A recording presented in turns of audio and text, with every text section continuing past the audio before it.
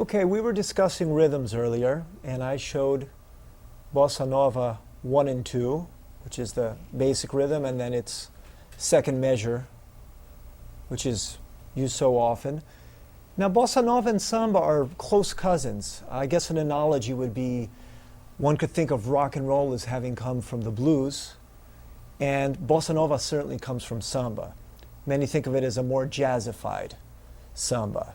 It's cooler, it's got those richer harmonies that many times are very similar to the harmonies that are used in jazz. Now, modern Samba also uses a lot of those, so sometimes it's really hard to know the difference if you're listening to Samba or Bossa Nova. They're so close nowadays in modern Brazilian music. But one way you can think of Samba tends to be a bit more driving. Here's an example. You can take a jazzy chord, a C6-9 chord, but say a sambista, someone who plays samba, might play it like.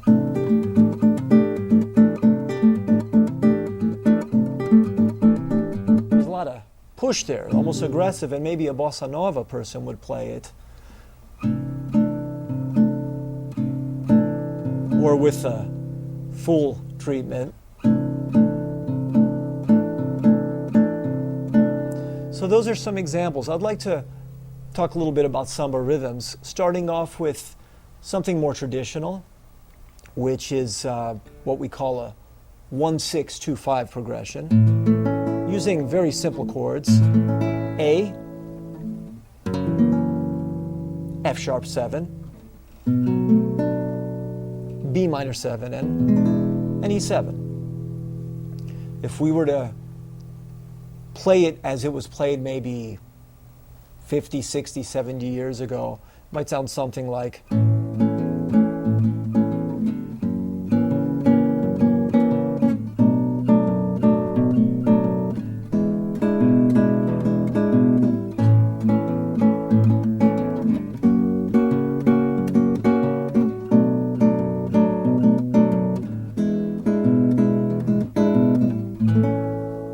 Okay, so let's discuss what's happening there. First of all, it's kind of got a march feel to it, you may have noticed. In the early days of samba, there were a lot of what they called marcha, march sambas, which were used a lot in the samba schools.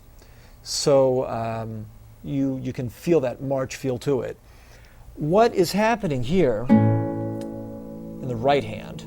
In the left hand, we already saw what's going on. In the right hand, we've got together, the thumb and the 3 fingers. We've got together, 3 fingers, thumb, 3 fingers, thumb, 3 fingers, 3 fingers, thumb, 3 fingers. Let me show you that in context. Together, 3. Oh, and we've got an alternating bass as well. So we've got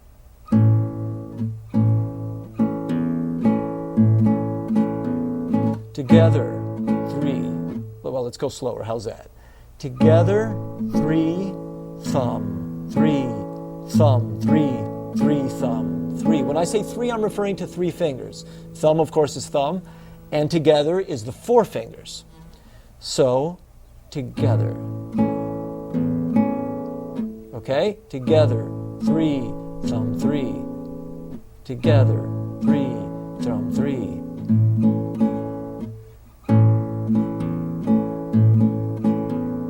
It's harder to do it slow than it is to do it in tempo. When I have to sit down and figure out exactly what's going on, a lot of times you feel the music. If you hear it enough, it just comes out. So when you come down and explain it, it can be tricky.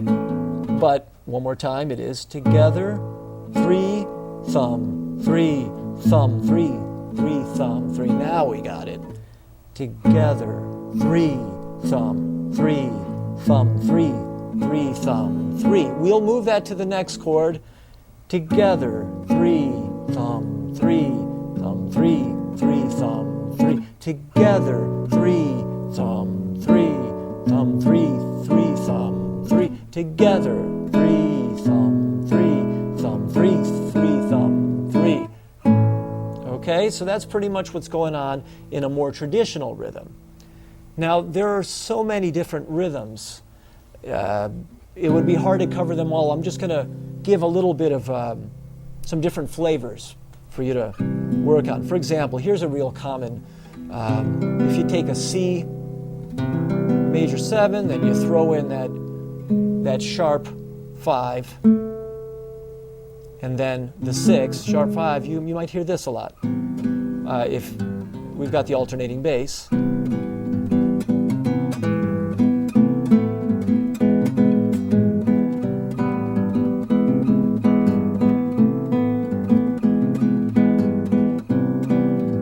going to play it slowly. I'm going to throw a lot of rhythms your way. You'll have your tab book later to figure out all the details, but I'd like to give you as much information as possible.